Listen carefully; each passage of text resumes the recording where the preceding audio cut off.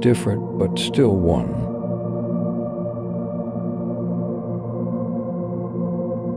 Harmonize differences, strengthen unity for a strong Indonesia.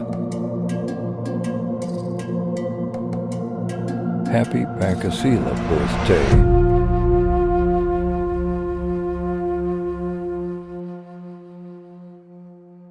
Tahukah kamu bahwa hukum di Indonesia memiliki sejarah panjang dan tidak sederhana?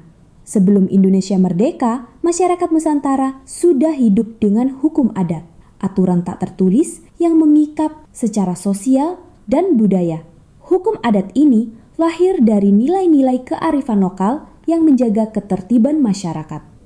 Kemudian, masuknya Islam membawa pengaruh besar terhadap sistem hukum, terutama di wilayah seperti Aceh, di mana hukum Islam bahkan diberlakukan secara formal seperti hukuman cambuk bagi pelaku zina.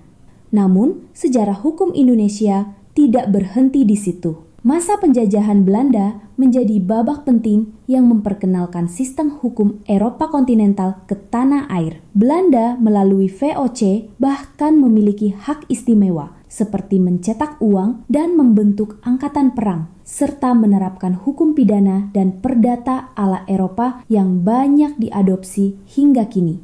Setelah Indonesia merdeka pada 17 Agustus 1945, sistem hukum nasional dibangun berdasarkan Pancasila dan UUD 1945. Pancasila menjadi roh dari setiap hukum yang berlaku, menjunjung ketuhanan, keadilan, persatuan, demokrasi, dan keadilan sosial.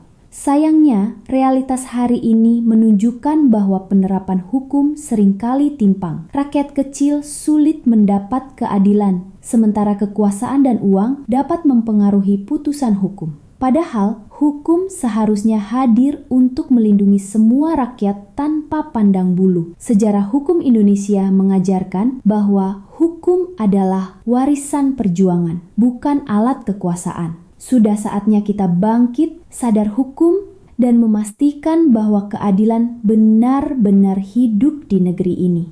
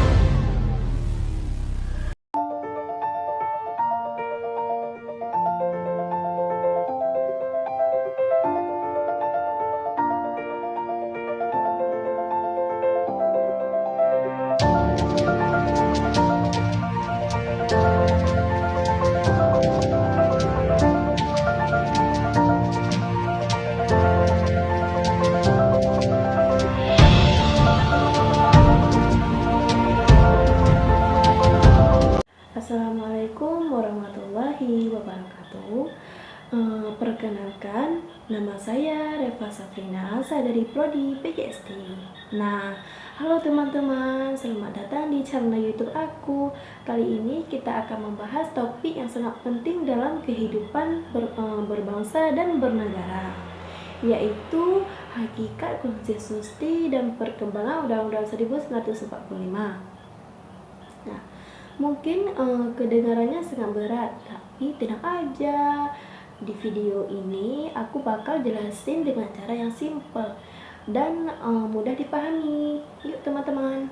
Nah, di bagian yang satu, pengertian dan hakikat konstitusi.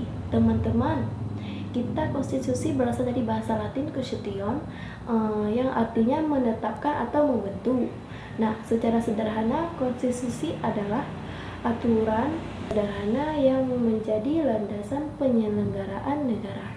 Nah, kalau di Indonesia, konstitusi kita adalah Undang-Undang Dasar Republik Indonesia tahun 1945 atau sering disebut Undang-Undang 1945. Hakikat konstitusi ini bisa dipahami dalam beberapa poin. Sebagai dokumen hukum tertinggi, konstitusi menjadi sumber peraturan yang berundang-undangan. Nah, sebagai alat pembatasan kekuasaan agar kekuasaan pemerintah tidak berwenang-wenang. Nah, Undang-Undang 1945 Amandemen Undang-Undang 1945 membawa banyak perubahan penting, misalnya kekuasaan presiden dibatasi tidak bisa seumur hidup. Dewan Perwakilan dari DPD dibentuk untuk mewakili daerah. Yang ketiga, Mahkamah Konstitusi (MK) lahir untuk menjaga konstitusi. Yang keempat, HAM ditegaskan lebih kuat dalam bab sendiri. Nah, semua ini menunjukkan bahwa konstitusi kita bersifat dinamis, bisa disesuaikan dengan perkembangan zaman, tapi tidak berpijak pada nilai dasar Pancasila dan cita-cita kemerdekaan. Sebagai jaminan hak asasi warga negara, misalnya hak hukum yang berpendapat, hak yang memperoleh pendidikan dan sebagainya. Ada juga sebagai pedoman dasar penyelenggaraan negara agar pemerintah berjalan sesuai prinsip demokrasi dan keadilan. Nah, jadi hakikat konstitusi bukan cuma dokumen hukum, tapi juga jiwa dan arah kehidupan berbangsa dan bernegara. Nah,